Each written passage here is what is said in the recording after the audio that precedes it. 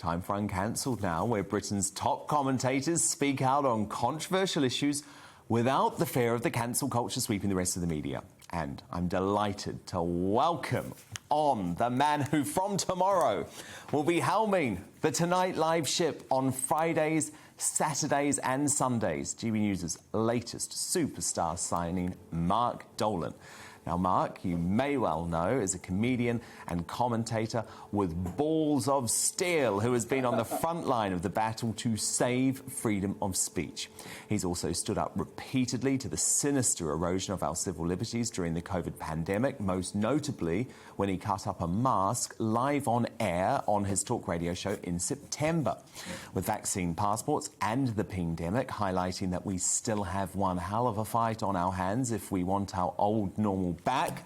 I'm delighted to welcome Mark into the GB News ranks. And Mark, this is your first appearance on the station, so congratulations. It's so great to have you. Well, I'm so excited to be here. GB News is an unstoppable force. You've been spearheading it for a few weeks now. It's fantastic to be on board, and I really think that there's a massive audience out there that feel unheard, unrecognised, feel judged for their views, and this is a safe haven for them. You know, it's just a great open platform. On my show, all opinions are welcome, and we will debate everything so vigorously. Absolutely. I can't wait to start. And that's all we need to do. We just need to have the debates, right? Yeah. Because that's what the rest of the media isn't doing. What we cannot do is to sort of prejudge and gerrymander the national debate around any number of issues. Even if you take, for example, that fascinating story about the wage rise for NHS workers. Now, that's a thorny one because you're not allowed to talk about the NHS in a critical way, even though we all pay for it, and it clearly needs some reform. You know, there's going to be a big conversation post-pandemic about the NHS altogether. And GB News is a place where we will debate that. Absolutely. Elsewhere, it's untouchable. And yet, really, if we want to preserve that great institution, then we're going to have a conversation about it. The pay rises is very interesting. I think there's a moral case for it. Then again, we have a national debt of over £2 trillion. Every penny that's spent now is borrowed because we have a budget deficit, which means more is going out than is coming in.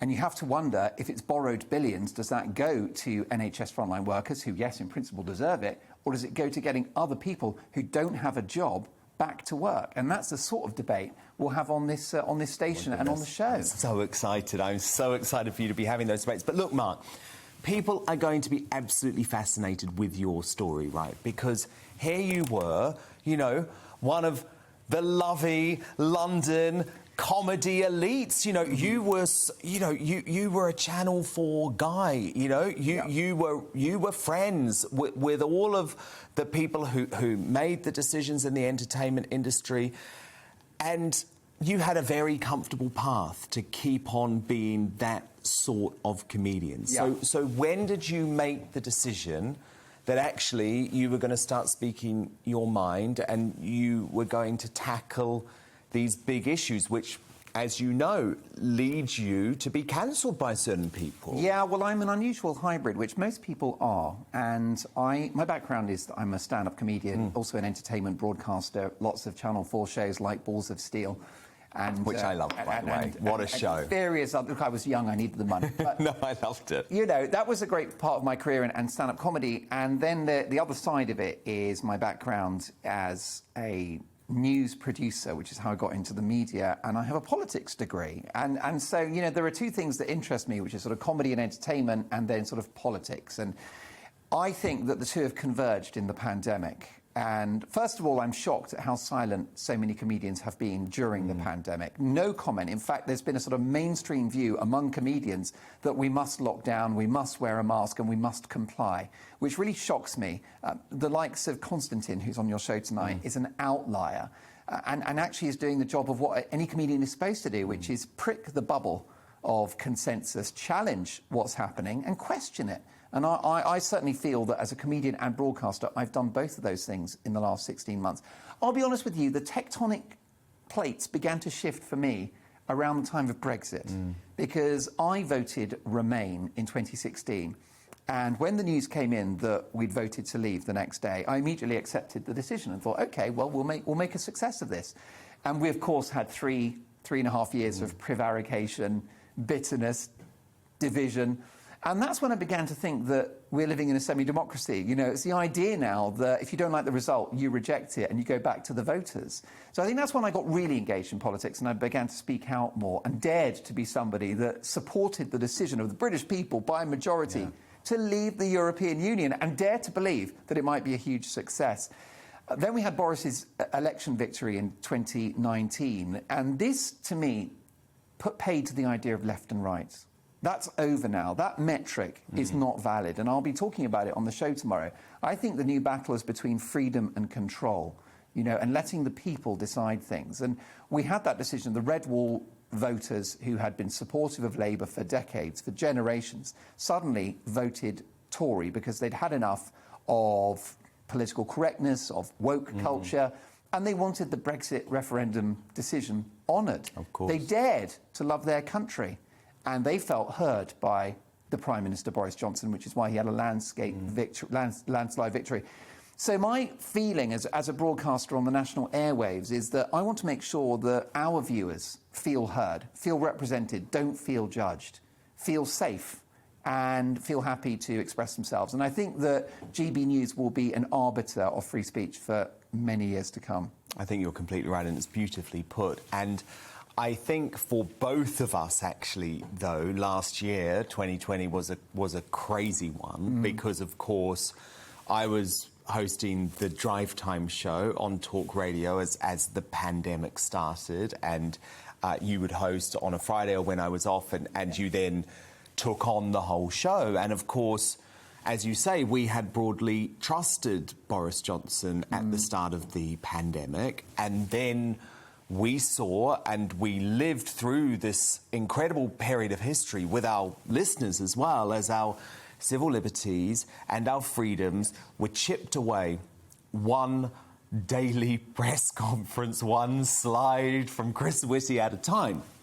And I guess the real moment of explosion for you, Mark, when you became an international talking point, you know, you were on every broadcast around the world, was when you cut up your face mask live on air. And it was at the absolute height of COVID hysteria, so it was a very brave thing to do. And of course, we'd had months early in the pandemic of no mask mandate. Yes, and we'd heard from the likes of Jenny Harries, government advisor, that they're counterproductive. Probably best not to be worn. Even Hillary Jones himself, of course, who's now the king of mask proponents, said that they're not a good idea. Well, of course. And at the time, I guess it was, you could have said you were very brave or very stupid, depending on what side of the argument you came from. Yes. But it's actually fascinating. The reason I wanted to raise it tonight is because, you know, there is a growing scientific consensus that isn't actually shared anywhere on the mainstream broadcast media, that these masks might provide a comfort blanket, but they're actually absolutely useless when it comes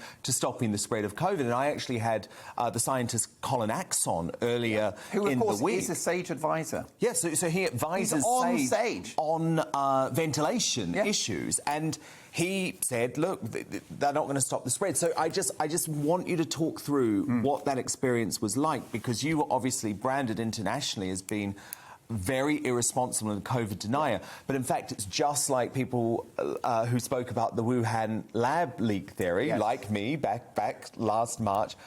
It feels like the consensus is coming towards our way of thinking. Well, yes, and I'm like you. I'm somebody that does my homework, and I'd looked into the data around masks. We have 4 decades of research into masks demonstrating that their impact is not demonstrable. It's not overwhelming. It's not the silver bullet. You know, I'm pro-vaccine because it clearly makes a difference in the battle against the virus, and I'm double vaxxed. So I'm all about measures that work. I mean, we've had lockdowns, and yet one of the highest COVID death tolls in the world. You have Sweden that didn't lock down. They're far lower than us in terms of COVID deaths, and they didn't damage their children's future.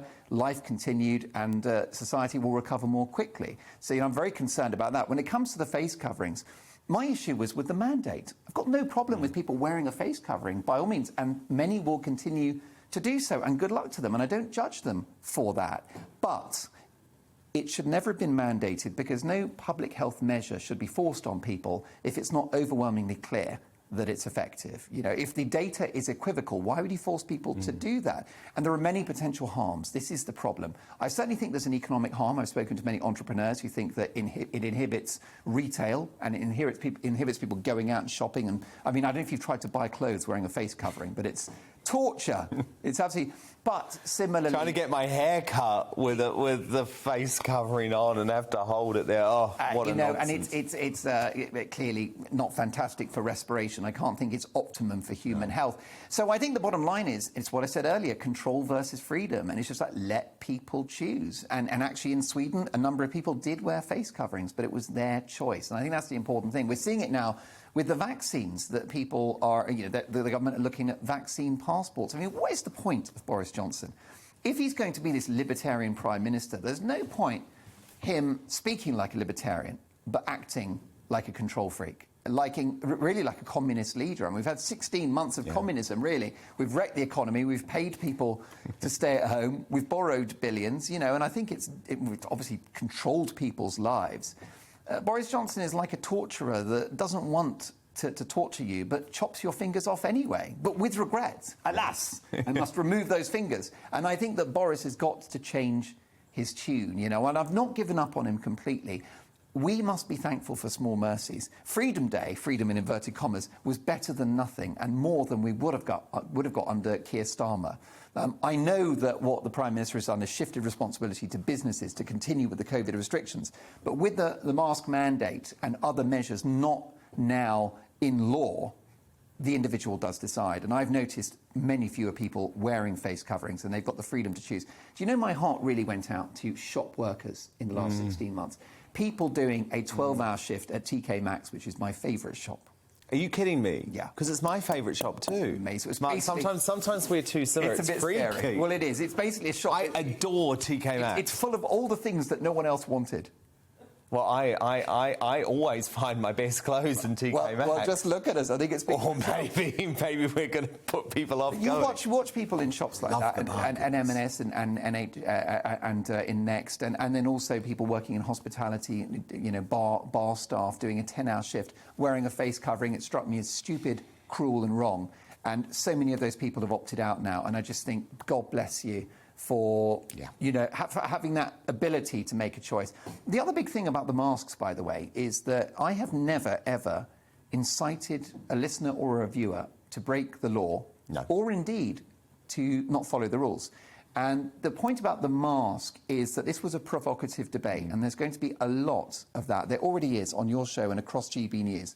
And tomorrow night, it will continue. I won't necessarily chop up a mask, but we will, every night, go there. We will ask the questions that others are afraid to ask, and we will debate everything. And that's what the mask mandate was all about. That's what the scissors was all about, is having a big conversation, which I think I definitely achieved on that one. You certainly did. And, Mark, I'm so excited because, obviously, we've built up a great Tonight Live family already, and our viewers are the best. They really are. They are so engaged with this show. They're so supportive of GB News. They want it to be a success. They completely understand that the mainstream media are desperate for us to fail, so they understand what's going on with all of the hysterical coverage about this brilliant start-up news service. So tell me about the show. What are you going to be doing between 9 p.m. and midnight on Friday, Saturday and Sunday? It's going to be like your show, but taller.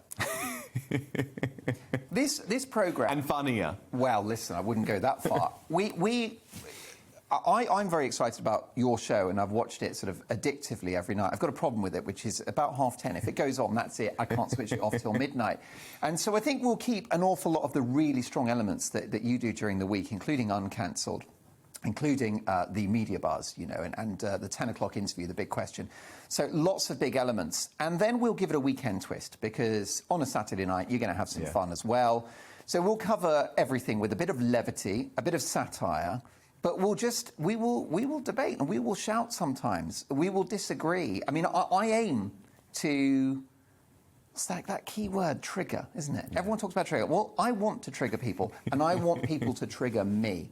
And that's what we're going to be doing. Yeah, because you love people disagreeing with you, though, It's the best bit. You don't want to live in an echo chamber. I mean, I became such a fan of your talk radio show, and actually you actively encourage people to disagree with Yes. you. You love having those tough conversations. Definitely. And, you know, tomorrow night we're going to have a fantastic panel, including Beverly Turner, the broadcaster and presenter, who is suing the MHRA, who, of course, the government's main sort of medical agency that approve the safety of medications like vaccines.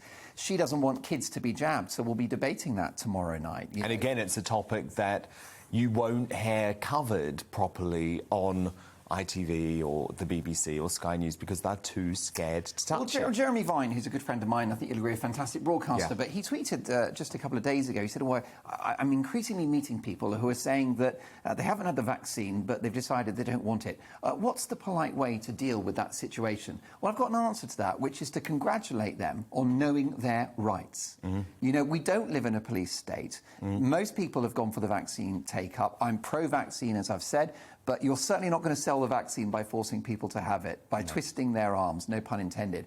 And I think that that's the sort of thing, you know, we will be challenging, is sort of this rather smug consensus that lockdowns are the right thing to do. I mean, those government press conferences are the most depressing hour you'll ever spend in your day. The Prime Minister, Chris Whitty, Patrick Vallance, and all the journalists are saying, why didn't you lock down sooner?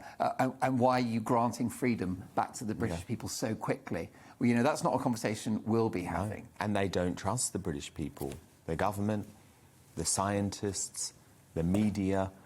And I think that's where we're different on this channel, because we do trust the British people. We'll give them the information that they need to make an informed decision. But fundamentally, we trust them to do what's right with their own lives. Yes, because for millennia we have managed the risk as individuals from God knows what, you know, war, environmental catastrophe, earthquakes, hurricanes, and pestilence. And this is the greatest country in the world, and let's never forget that, because also there's so many people at the moment who want to do down our history, do down our heroes, be it Churchill or, you know, and I just think there's a real opportunity Well, if you think the man that defeated Hitler, the worst murderer in history, if you think the man that defeated Hitler is problematic, we've got a problem. Yeah, if you think Shakespeare needs to be rewritten because he's problematic, we've got a problem. If you think Wolfgang Amadeus Mozart